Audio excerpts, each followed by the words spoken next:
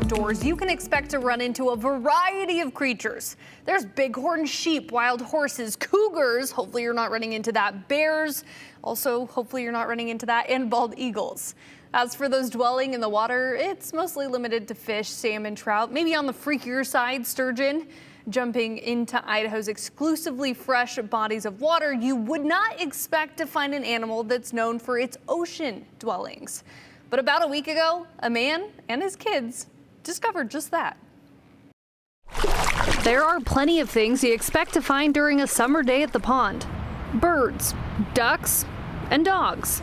Maybe even fish and other things. But not this. At first I thought it was maybe a feather or something kind of mucusy looking, so I was going to move the girls out of the way, and then I saw that it was moving up and down. Floating through the pond at Freedom Park in Star, there was a creature the Brandis family You couldn't really see it because they were like clear. only expected to find in an ocean, not in Idaho. And I told the girls, grab a bucket.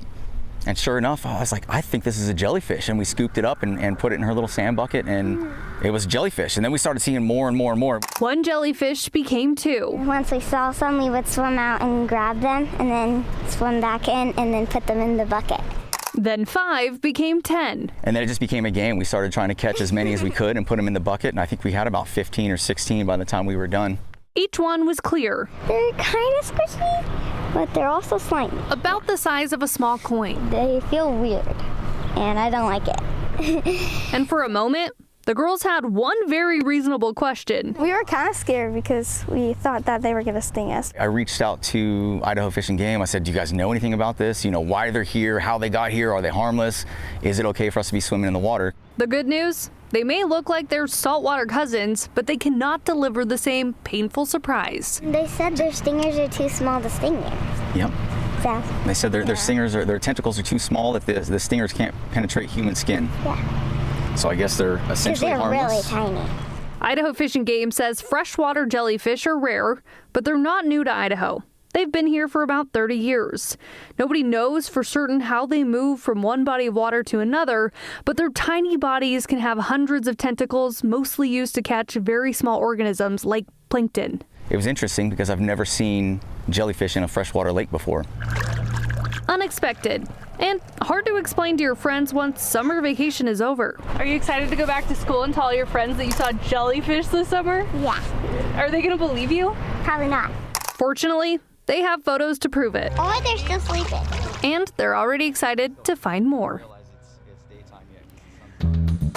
And like I mentioned, these creatures are not new to Idaho. More than 20 years ago, a family had a similar experience. That time, it was in the water at Eagle Island State Park. A researcher breaks down how they could multiply in this 208 redial. With 100-degree heat outside, kids find it hard to resist the cool waters at Eagle Island State Park.